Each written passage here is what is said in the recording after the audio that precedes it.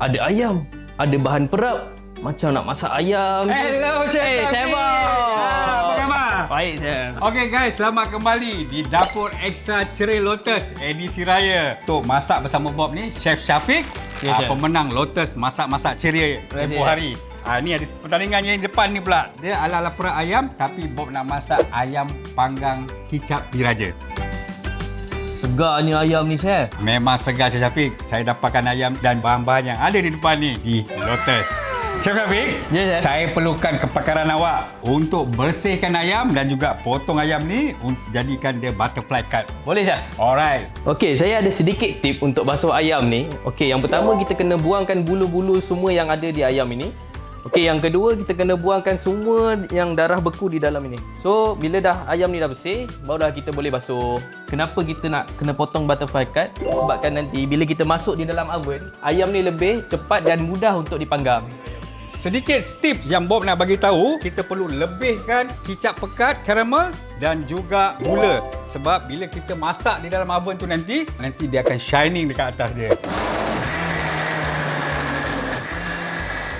Okey, kalau nak sedap, marinate dia 1 hari 1 malam. Tapi kita nak makan kaya kan? Ya, betul. 45 minit pun dah sedap dah, Pi. Tadi saya dah panaskan oven 180 darjah Celsius. Okey je. 20 minit. Ha. So, lepas 45 minit kita perap ni, kita boleh terus bakar. Okey, Cik Syafiq boleh simpan dalam lah. Baik je. Perapan-perapan dia dah ke bawah. So, Betul. kita kena alih-alihkan sikit sebelum kita bakar dalam oven. Okey, baik je. Kita masukkan dalam oven untuk 180 darjah Celsius 45 minit. Okey, kita nak kena mandikan dia dulu atau sebelum kita alihkan dia. Proses ni kalau boleh kita lakukan untuk 3 kali. Terbalikkan dia untuk first time dan terbalikkan sekali lagi dan terbalikkan sekali lagi. So, apa kita perlu buat? Kita potongkan dia separuh. Sos dia boleh tuangkan kat sini.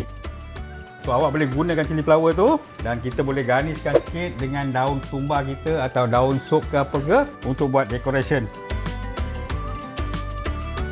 Bismillahirrahmanirrahim. Sedap pun, Chef. Miawan. Memang miau. Ini kalau makan dengan nasi panas ataupun dengan lemang-lemang yang kita dah potong tu, Memang ekstra. extra miau.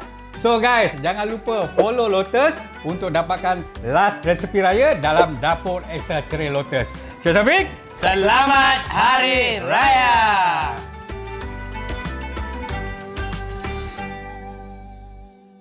Lotus kan ada